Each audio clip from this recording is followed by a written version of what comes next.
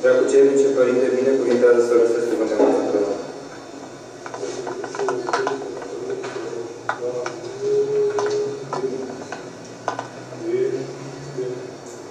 Amin.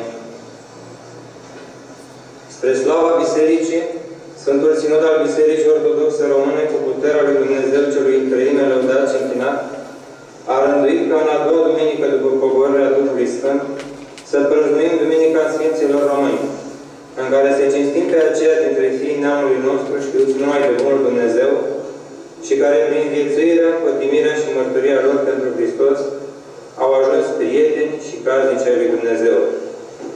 În această duminică, în chip evlavios, cinstim cu cântări de laudă și cântări duhovnicești pe toți Sfinții, ierarhi, preoți și diaconi, slujitoare ai Bisericii Ortodoxe Române, care s-au săvârșit mucenicește, s-au mărturisit și apărat cu jertfănicie credința ortodoxă, neamul și țara. Cu adevărat, ar trebui să fie o mare bucurie pentru fiecare dintre noi în această duminică, pentru că Sfinții Români, ocrotitorii neamului nostru, sunt și ocrotitorii fiecare dintre noi. În această zi ar trebui să ne aducem aminte de mulțimea de Sfinți care au binecuvântat neamul românesc, să luăm aminte la viețile lor și să ne gândim în ce măsură putem să mergem pe urmele lor. Înainte însă de a vorbi despre această duminică a Sfinților Români, am să vorbesc puțin despre Duminica tuturor Sfinților, ca să înțelegeți legătura cu Duminica de astăzi. Puțini dintre creștini știu cum a apărut praznicul Duminicii tuturor Sfinților. Împăratul Leon prea Înțeleptul, văzând viața soției sale, a Sfintei Teofana, văzând sfințenia ei cea mare și cinstind-o pe dânsa, nu ca pe o soție, ci ca pe o doamnă sa și mijlocitoare către Dumnezeu, a gândit ca mai înainte de vreme să zidească o biserică în numele ei. Adică, după ce a trecut la Domnul, soția împăratului Leon, acesta știind viața ei de rugăciune, viața ei de post, viața ei de nevoință, a și vrut ca ea să fie cinstită ca sfântă, imediat, după trecerea la Domnul. Iar Sfânta, înștiințându-se de aceasta, nu numai că n-a voit, ci l-a oprit cu totul pe el. De aceea biserica care s-a început în numele ei a devenit Biserica tuturor Sfinților. Pentru că împăratul Leon a ridicat imediat o biserică și voia să-i pună chiar hramul Sfintei Teofana. Dar Sfânta s-a opus. Și cu sfatul întregii biserici a așezat acest împărat ca să se serveze praznicul tuturor Sfinților în duminica cea dintâi, după pogorârea Duhului Sfânt. Că zicea împăratul că de va fi Teofana Sfântă, apoi să se prăznuiască împreună cu toți Sfinții, că ea și de la noi să fie cinste în veci. Citim în Viețile Sfinților din luna decembrie. Care era potignirea, care era pricina pentru care nu a fost cinstită Sfânta imediat după adormirea ei? Motivul a fost așa. Această Teofana, care era peste măsură de frumoasă, celei care până ieri, numai cu câteva zile mai înainte, trăise sub ispita înfumurării și a desfătării împărătești, și să o putea că, deși a bine plăcut Dumnezeu, totuși, încă nu a sosit vremea a îi se da cinstire și închinare ca unui Sfânt. Dacă Sfânta Teofana ar fi primit moarte mucenicească, atunci, după învățătura bisericii, ar fi putut să îi se închină o biserică imediat după adormirea ei. Dar pentru că a fost o împărăteasă și a trăit în mijlocul luxului, a trăit o viață în care avea tot felul de bunătăți lumești, a fost nevoie de experiența bisericii, de judecata bisericii, pentru a o trece și pe Teofana în cetele Sfinților. Așa cum ați auzit, împăratul Leon a zis, dacă e sfântă, atunci biserica aceasta închinată tuturor Sfinților va fi închinată și ei. Dacă ne gândim la Sfinții care l-au mărturisit pe Hristos în secolul 20, dacă ne gândim la mulțimea de mucenici și mărturisitori, sfinților ar fi putut și ar fi fost cât se poate de firesc să li se înalțe deja biserici, să li se aducă cinstirea cuvenită în urma canonizărilor. În Evanghelia de astăzi, în Evanghelia de la Matei, ați auzit că cel ce nu-și ia crucea și nu urmează mie, nu este vrednic de mine. Și cuvintele acestea ar trebui să fie ca un ciocan în moalele capului pentru noi, mai ales că noi nu ne luăm crucea și nu urmăm lui Hristos. Astfel încât în Duminica Sfinților Români noi ar trebui să găsim foarte multă hrană duhovnicească, având în fața inimilor noastre pe cei care au știut să-și ia crucea lui Hristos. Noi spunem că ne ducem crucea, comparându-ne doar cu prietenii, cunoscuții noștri care nu cred în Dumnezeu, sau sunt de alte confesiuni sau de alte religii chiar. Și comparativ cu ei, noi spunem că suntem mai lui Hristos, dar în realitate nu este așa. În realitate, cea mai mare parte a creștinilor din țara noastră sunt creștini numai cu numele, ba de foarte multe ori nici măcar cu numele, pentru că se rușinează cu numele de creștin. Suntem români și nu ne cinstim sfinții. Fiți sinceri, când ați auzit ultima oară, de exemplu, numele Sfântului Antipa de la Calapodești? Când Sfântul Antipa de la Calapodești a făcut parte din viața voastră, mai mult sau mai puțin? Foarte mulți nici nu au auzit despre acesta. Sau Sfântul Ioan Valahul. Când v-ați rugat ultima dată Sfântul Ioan Valahul? Dacă am fi avut, dacă ne-am fi aflat în situația de a-L mărturisi pe Hristos, dacă ar fi trebuit să riscăm ceva pentru credința în Hristos, atunci am fi căutat cu săbuință în viețile Sfinților cât mai multe despre mucenici și despre cum au rezistat ei. Așa cum un sportiv, un handbalist, de exemplu, ca să ajungă sportiv bun, nu doar se antrenează, ci caută să afle mai multe despre marii handbaliști ai vremii lui și de dinaintea sa, căutând să vadă filme și tot felul de materiale despre ei, așa și noi ar fi trebuit să aflăm cât mai multe, să știm viața Sfântului Ioan Valahul și să-L iubim. De ce? Pentru că Sfântul Ioan Valahul e un sfânt care ne ajută, mai ales astăzi, când asistăm la această dezvoltare fără măsură a propagandei homosexuale, Sfântul Ioan Valahul ne ajută să avem curajul unei atitudini. La câți ani a murit Sfântul Ioan Valahul? La 15 ani. El, la 15 ani, a pătimit pentru Hristos, iar noi, cei care avem 30, 40 și mai mult, ducem o viață căldicică. Sfântul Ioan Valahul a fost prins rob, stăpânul lui turc, musulman, a vrut să păcătuiască cu el și Sfântul Ioan Valahul s-a apărat și lovindu-l pe turc, turcul a murit. Dacă Sfântul Ioan Valahul ar fi fost tolerant, după modul în care înțelege societatea de astăzi toleranța, ar fi lăsat pe musulman să-i satisfacă poftele trupești și viața curgea lin înainte. Poate nu știa nimeni, Sfântul și ascundea, Ioan Valahul și-ar fi ascuns căderea și s-ar fi terminat povestea foarte tristă. Numai că Sfântul a iubit pe Hristos și a înțeles să se lupte pentru a-și apăra curăția trupească și apărându-se, turcul a murit.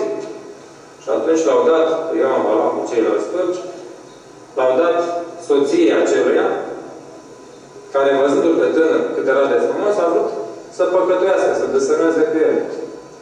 Dar Sfântul Ioan, repet, deși avea doar 15 ani, a preferat să primească moartea decât să păcătuiască cu femeia turcului.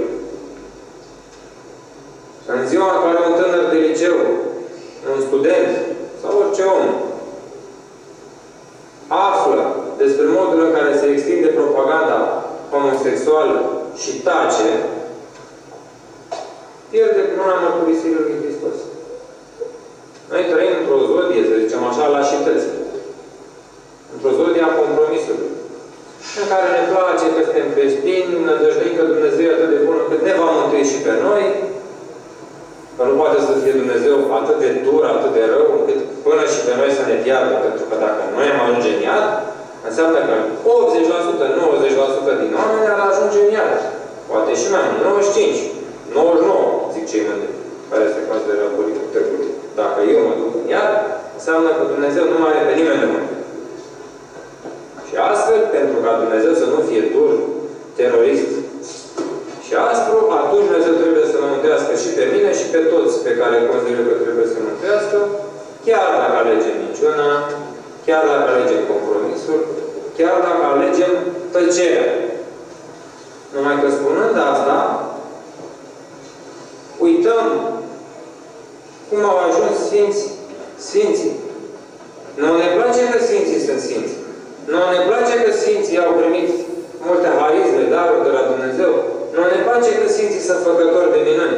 Dar nu ne place lecția de viață pe care ei vor să o învățăm. Nu ne place pătimirea. Nouă ne place că Sfântul Nicolae face daruri, îi ajută pe oamenii bolnavi, necăjiți, dar nu ne place că Sfântul Nicolae l-a pălmuit pe aia. Cum și-a permis un episcop să-l pălmuiască pe aia? Trebuia plin de dragoste pentru întreaga făptură, pentru întreaga creație, să se fie rugat și brusc care să cadă în extaz și să-i se descopere adevărul. Există în ortodoxia contemporană un curent al iubirii fără măsura aproapelui, iubire care covârșește iubirea pe care ne-a arătat-o Hristos. Zice Hristos clar, nu pentru lume mă rog, ci pentru aceștia pe care mi-ai dat ca să nu se piardă niciunul dintre ei. Numai că această iubire modernă, mincinoasă, ne cere să iubim pe toți, răbdându-le toate căderile, toate apostaziile, toate ereziile și să nu reacționăm în niciun fel. De fapt, nu este iubire. E o iubire mincinoasă care ascunde frica unei atitudini. Așa cum în țara noastră, când un episcop s-a împărtășit eretici, ar fi trebuit ca alt episcop din Sinod să aibă o atitudine cât se poate de dârză, în Duhul Sfântului Nicolae. Nu să tacă toți plini de iubire modernistă. Să avem puterea de a ne deschide sufletele către Sfinți, pentru că altfel pierim. Se alege praful de noi. În perioada comunistă, unii dintre părinții bunicii noștri s-au lepădat de Hristos. Știți foarte bine acest lucru. De unde știți? Pentru că n-au potrivit pentru Hristos. Preferau să nu se ducă la biserică, nu cumva să fie dați afară de la locul de muncă, preferau să nu se roage, ca nu cumva rugăciunea să-i determine să renunțe la compromisurile din viața lor, se lepădau de Hristos în fel și chip. Ei bine, țara noastră a avut martiri și a avut apostați. Noi trebuie să înțelegem unde au ajuns unii și unde au ajuns ceilalți. Părintele Arsenie Papacioc a fost întrebat după 89, ca mulți alții, unde a fost biserica. Știți că se reproșa bisericii că a tăcut în perioada în care a dat atâția și atâția martiri. Și Părintele răspunde în pușcării crunte, umilințe grozave, bătăi păgâne, insulte pline de venin. Îi întrebăm și noi pe cei care întreabă.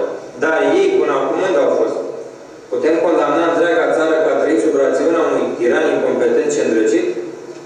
Cei care au avut harul deosebit să înfrunte dușmanul pe demiri, unde și în felul lor, au și merite pline de laudă.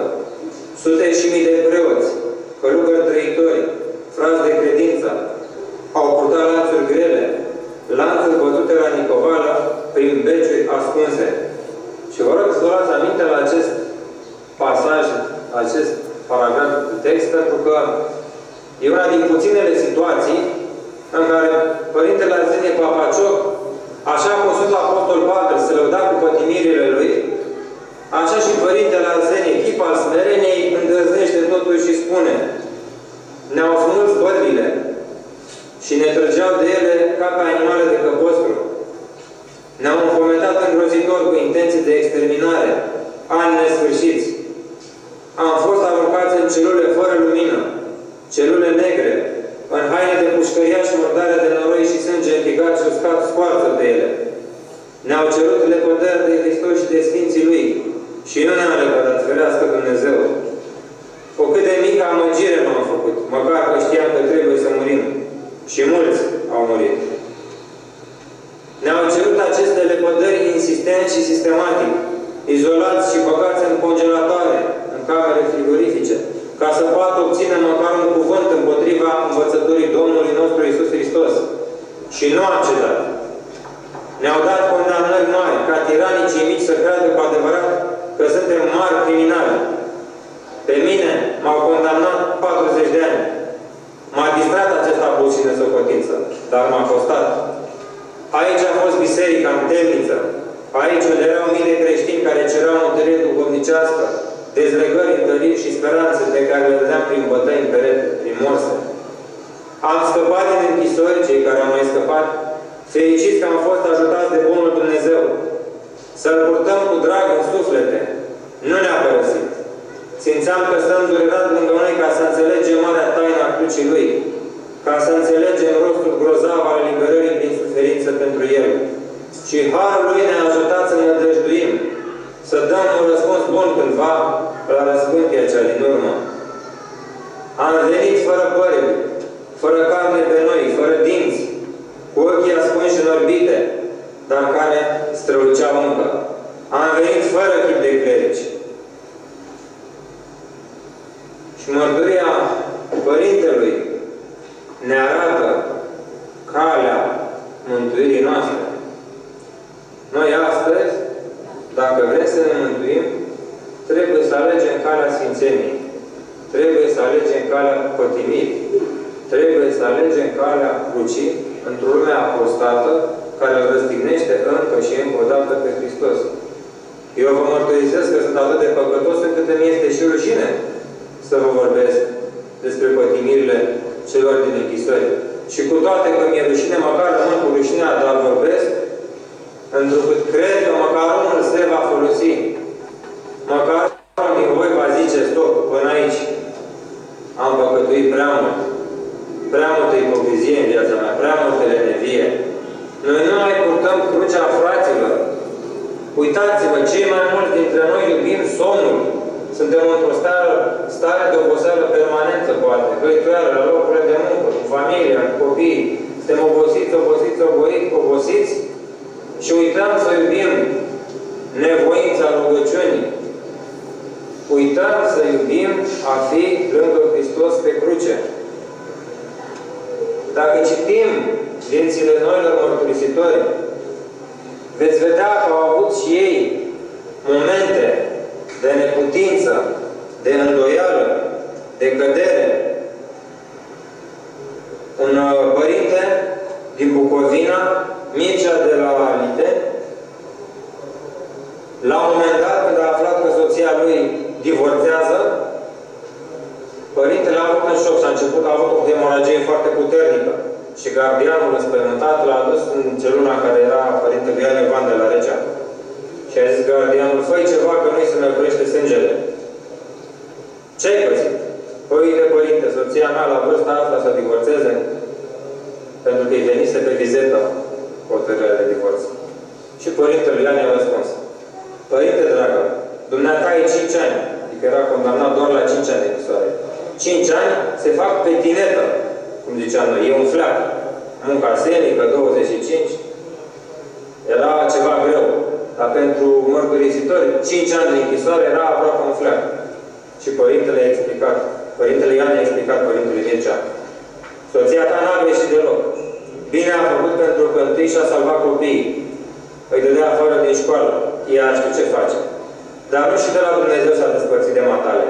Aceea nu se poate despărți. Ăsta e un fleac de hârtie. O față, nu e nevoie să o faci, că ai făcut-o înaintea lui Dumnezeu, cununia civilă. Până în 24 așa era. Întâi cununia religioasă și apoi aia e mai important. Ce e statul de la primărie? Părinte, nu face greșeala asta, nu mai condamna.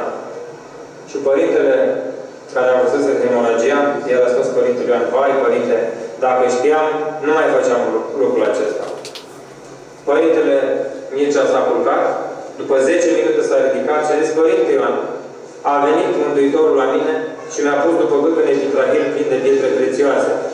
Sunt foarte reci. Iar Părintele Ioan i-a răspuns: eu te invidiez, Părinte, eu te invidiez că te-ai împlinit de martiraște față. Și Părintele nici s-a culcat din nou, s-a închis ochii pentru totdeauna. Pentru că Hristos îl chemase la el. Poate ați auzit că am mai făcut referire la această minune și la conferința de la Muzeul Țăranului acum 2 săptămâni, dar cred că e bine nu de 3 ori, de 5 ori, de 10 ori să auzim că Dumnezeu îi răsplătește pe mărturisitorii săi. Prin acest epitrahil plin de pietre prețioase, Părintele Mircea din Bucovina s-a asemănat Sfântului Nicolae, care atunci când a fost aruncat în închisoare pentru că l-a privit pe Arie, a venit Maica Domnului și a dorit veșminte în chip minunat, arătând că pentru mărturisirea lui a dat plată